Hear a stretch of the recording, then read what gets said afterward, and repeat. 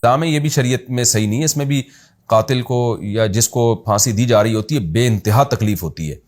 تو اسلام نے قتل کا وہ طریقہ بیان کیا جس میں اس کو تکلیف نہ ہو. تو اللہ کہتے ہیں جب تمہاری مدد ہم نے کی ہے, تمہیں یہ رائٹ دیا کہ تم قاتل کو مار سکتے ہو, تو صرف قاتل ہی کو فوکس کرنا ہے اور شرعی حدود سے تم نے تجاوز نہیں کرنا. اس کے قبیلے کے افراد کو مارنا اور پھر دشمنیوں کو بڑھانا یہ ٹھیک نہیں ہے. یہاں ایک فقہی مسئلہ ہے کہ ولی جو ہے خود سے قصاص لے سکتا ہے یا نہیں لے سکتا. جیسے زید کے باپ کو بکر نے قتل کیا فرض کریں, اب زید کا بیٹا کیا خود سے بکر کو قتل کر سکتا ہے یا گورنمنٹ ہی کیس کرے گی, گورنمنٹ ہی قتل کرے گی؟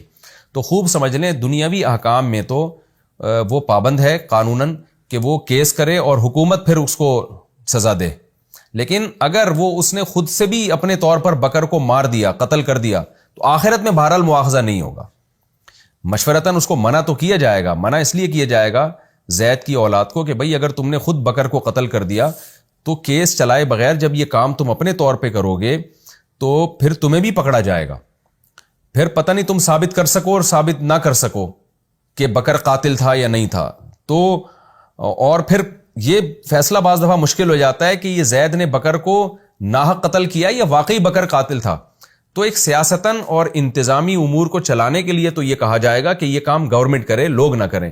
لیکن یہ خوب سمجھ لیں اگر کسی نے پرسنلی بھی قتل کر دیا قاتل کو ولی نے, تو قیامت کے دن بہرحال وہ بری و ذمہ ہوگا. قیامت میں اس کو قتل کا گناہ نہیں ملے گا کیونکہ اللہ نے اس کو حق دیا ہے, جیسے کہ قرآن میں ان آیتوں میں اللہ نے بیان کیا فی نفسی اس کا رائٹ ہے. لیکن انتظاماً ایک حکومت کے قانون کو فالو کرنے کے لیے تاکہ زمین میں کم سے کم فساد ہو اور یہ چیز فساد کی طرف نہ جائے, اس کو ویسے ایک سیاسی طور پر اس کو منع کیا جائے گا. جیسے کہ علماء منع کرتے ہیں قتل و غارت کے جب واقعات ہوتے ہیں تو علماء کہتے ہیں بھائی آپ خود سے یہ کام نہ کریں بلکہ گورنمنٹ یہ کام کرے.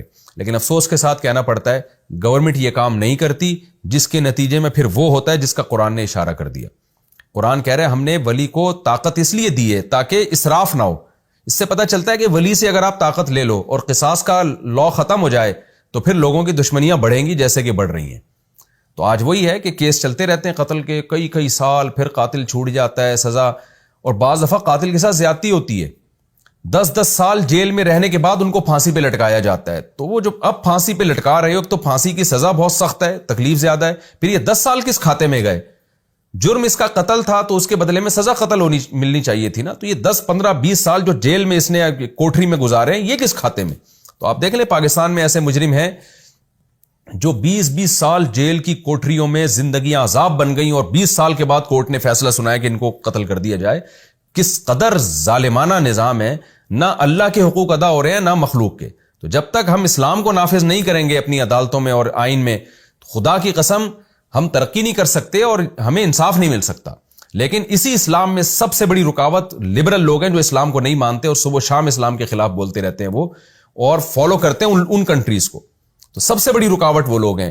تو اسلام نے جو ایک ہمیں نظام دیا ہے نا قصاص کا, حدود کا, یہ نظام ہماری سوسائٹی کے لیے اس سے بہتر نظام ہو نہیں سکتا. وقت ہمارا کمپلیٹ ہو گیا. انشاءاللہ میں اگلے ایپیسوڈ میں وَلَا تَقْرَبُوا مَالَ الْيَتِيمِ إِلَّا بِالَّتِي هِيَ أَحْسَنُ یعنی سورہ بنی اسرائیل کا رکوع نمبر 4 اور 15 پارے کا رکوع نمبر 4, اس کو میں اس آیت سے انشاءاللہ اس کی تفسیر شروع کروں گا کہ وَلَا تَقْرَبُوا مَالَ الْيَتِيمِ إِلَّا بِالَّتِي هِيَ أَحْسَنُ آیت نمبر 34. اللہ تعالی ہمیں سمجھنے کی, عمل کی توفیق عطا فرمائے. وما علینا الا البلاغ.